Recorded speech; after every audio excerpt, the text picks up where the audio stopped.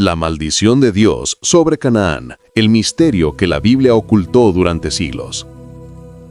El texto que perturba la teología.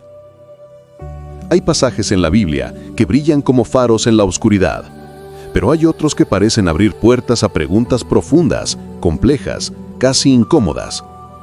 Uno de ellos se encuentra en Génesis 9:25. Maldito sea Canaán. Solo 4 palabras, sencillo a primera vista, pero cargado de historia, dolor, política, espiritualidad y, para muchos, incomprensión. ¿Por qué fue maldecido Canaán, el nieto de Noé, si quien cometió el acto fue Cam, su padre? Este texto, durante siglos, ha sido distorsionado, manipulado e incluso utilizado para justificar prejuicios e injusticias. Hoy haremos lo que casi nadie hace: afrontar este versículo de frente, profundizar en la historia, desvelar sus significados ocultos, y descubre qué se esconde realmente tras la maldición de Canaán. Prepárate para un viaje denso, espiritual, histórico y revelador. El escenario, el mundo post-diluvio y la fragilidad humana. El diluvio había pasado. Las aguas retrocedieron. La tierra parecía empezar de cero. Noé, considerado justo, reinició la humanidad junto a sus 3 hijos, Sem, Cam y Jafet. Pero la Biblia muestra que incluso los hombres más justos tienen sus debilidades. Noé planta una viña, cosecha el vino y termina ebrio en su tienda. Una escena humana, demasiado humana. Es precisamente en este momento de vulnerabilidad que el episodio explota. Cam ve la nudez de su padre. Se lo dice a sus hermanos. Y cuando Noé despierta, pronuncia la frase que resuena durante milenios: maldito sea Canaán. ¿Pero por qué? ¿Por qué no maldito sea Cam? ¿Por qué el nieto y no el padre? Algo mucho más grande se esconde en este texto. La maldición que parece injusta y la tensión teológica. La primera reacción de cualquiera que lea Génesis 9 es: esto no tiene sentido. Y realmente no lo tiene, si lo leemos de forma aislada. El error fue de Cam. El castigo recae sobre Canaán. Y esta maldición define el destino de pueblos enteros. Desde un punto de vista moral, parece injusto. Desde un punto de vista espiritual, parece extraño. Desde un punto de vista literario, parece incompleto. Aquí es donde terminan la mayoría de los sermones, pero iremos más allá. Para comprender este versículo, necesitamos adentrarnos en 3 niveles. 1. La política de los pueblos antiguos, especialmente los israelitas y los cananeos. 2. El significado simbólico de las genealogías en el mundo hebreo. Y 3. La posibilidad muy debatida de que esta no fuera una declaración divina, sino humana, registrada en un contexto específico. Analicemos todo esto. La maldición como lectura política de la historia antigua. Los estudiosos modernos señalan algo esencial. La narración de Génesis 9 circuló entre pueblos que tenían conflictos directos con los descendientes de Canaán. Si hay un pueblo que aparece con mayor frecuencia como enemigo histórico de Israel, ese pueblo es los cananeos. Sus ciudades fueron disputadas, sus territorios fueron codiciados, sus prácticas religiosas fueron condenadas por los profetas, sus alianzas políticas fueron peligrosas. Por lo tanto, cuando los israelitas relataban su origen, era común incorporar interpretaciones teológicas de la realidad política. En este sentido, la maldición de Canaán puede interpretarse como una forma de explicar por qué los israelitas dominarían a los cananeos. O, en otras palabras, una justificación histórica escrita tras siglos de conflicto, no como una maldición pronunciada literalmente por Dios, sino como un recurso narrativo para explicar tensiones reales entre pueblos rivales. La maldición no es un decreto eterno.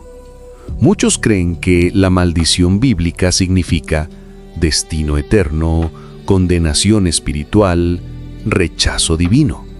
Pero la Biblia, de principio a fin, demuestra que esto no es cierto. Toda maldición es condicional. Toda maldición puede revertirse. Toda maldición tiene un propósito pedagógico, no destructivo. Y en el caso de Canaán, hay algo aún más profundo. La maldición no proviene de la boca de Dios. provino de la boca de Noé. Esto lo cambia todo. Pero si está en la Biblia, es palabra de Dios. Sí, es palabra inspirada, pero no es Dios quien habla. Es Noé, reaccionando al despertar, posiblemente conmocionado, herido, avergonzado. La Biblia registra lo que Dios dice y también lo que dicen las personas, incluyendo sus emociones, sus errores y sus limitaciones. Así como Job maldice el día en que nació. Jeremías se queja de Dios. Moisés comete un error. Elías cae en depresión. David cae en pecado. Jonás cuestiona la misericordia divina. Y todo esto queda registrado. ¿Por qué? Porque la Biblia es honesta sobre la condición humana. La maldición de Noé no es una sentencia divina eterna, sino el registro de un momento histórico, emocional y humano. La disputa entre Cam y Sem, un conflicto que se convierte en teología. Sem es el antepasado de los hebreos. Cam es el antepasado de los pueblos vecinos, entre ellos Canaán, Egipto, Etiopía, Libia, poblaciones semíticas y africanas. La maldición adquiere dimensiones políticas, geográficas y culturales.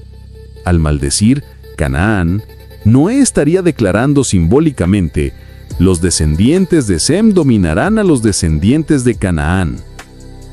Es una forma simbólica de representar la futura conquista de la tierra de Canaán por los israelitas, siglos después, en los días de Josué.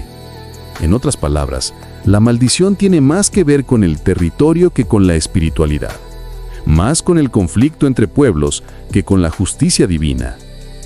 La maldición ha terminado, y la prueba está en la misma Biblia. Y aquí está el punto más contundente de todos. La maldición desaparece en los libros siguientes. No se repite. Dios no la reafirma. Los profetas no la proclaman.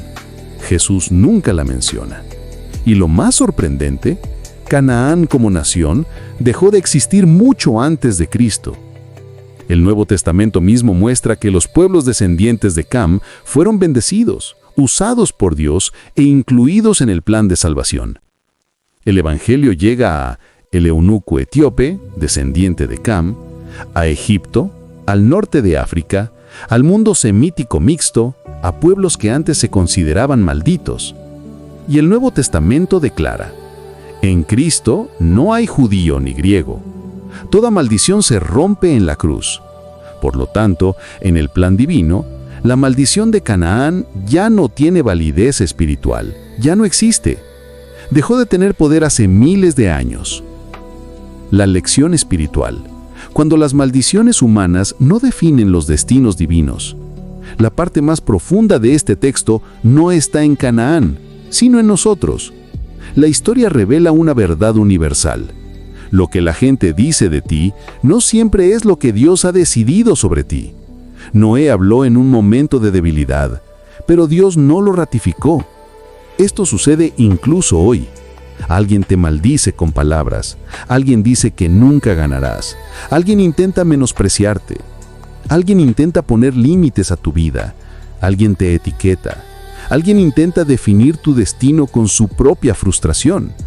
Pero al igual que en Canaán, ninguna palabra humana tiene autoridad final sobre tu futuro. El único que define tu historia es Dios.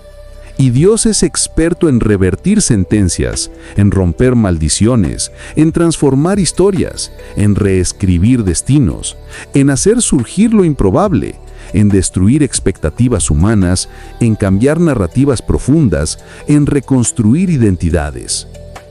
La maldición de Canaán enseña una lección eterna. Lo que el hombre intenta maldecir, Dios puede redimirlo. Conclusión: una maldición que revela el corazón de Dios. El episodio de Canaán no trata sobre el castigo divino.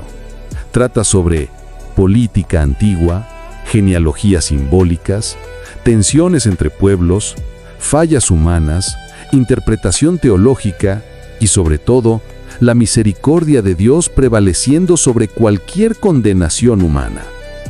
Noé dijo: maldito sea Canaán. Pero toda la historia bíblica responde: la misericordia triunfa sobre el juicio. Y el mensaje para nosotros hoy es claro: no aceptes ninguna palabra sobre tu vida que Dios no haya dicho. No cargues con maldiciones que Dios no escribió. No temas los juicios humanos cuando Dios tiene gracia, redención y un propósito para ti. La historia de Canaán termina, pero tu historia apenas comienza.